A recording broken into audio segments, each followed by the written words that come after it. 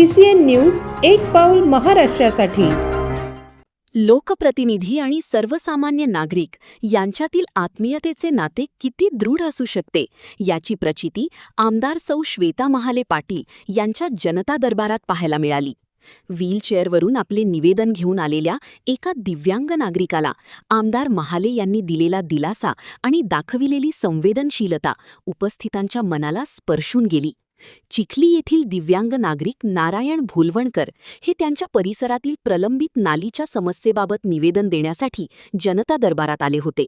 पूर्णतः अपंग असल्याने व्हीलचेअरवरून ते जनता दरबारात पोहोचले। मात्र त्यांना पाहताच आमदार श्वेता महाले यांनी त्यांची आस्थेने विचारपूस केली।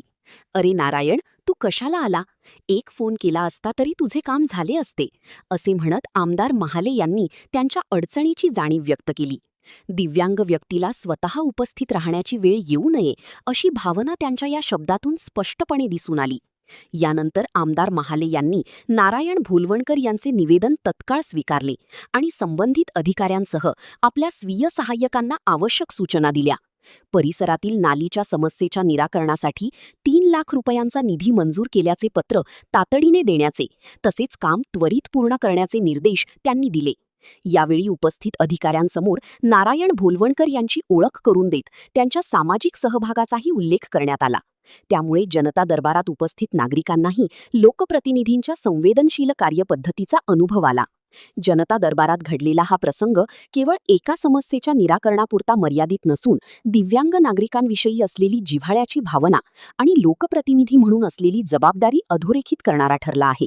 त्यामुळे हा अनुभव अनेकांसाठी प्रेरणादायी ठरत असून परिसरात त्याची सकारात्मक चर्चा सुरू आहे। काल श्वेताताईंच्या जनता दरबारात मी माझा एक प्रलंबित गल्लीतील नालीच्या प्रश्नासंदर्भात गेलो होतो आणि तिथे खूप चांगला अनुभव आला। म्हणजे एक लोकप्रतिनिधी किती संवेदनशील असू शकतो याची प्रचिती मला काल आली त्या ठिकाणी।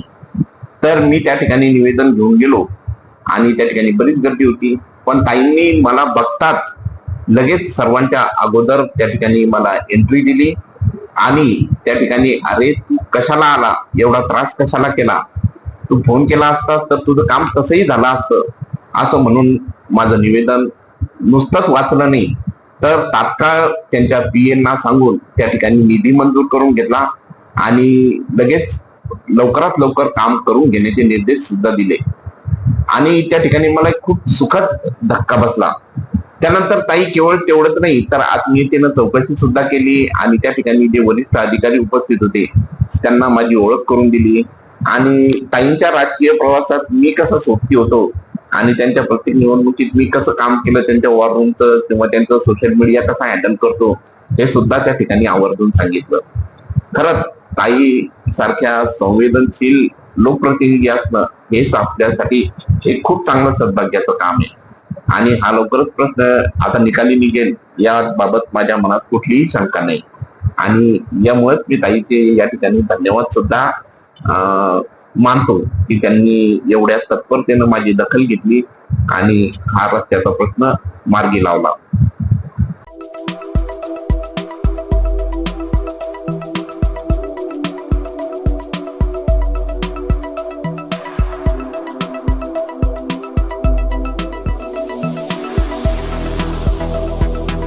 तसेच आपल्या भागातील महत्त्वाच्या बातम्या पाहण्यासाठी CCN न्यूज डेस्क चॅनलला सबस्क्राइब करा आणि बेल आयकॉन प्रेस करा।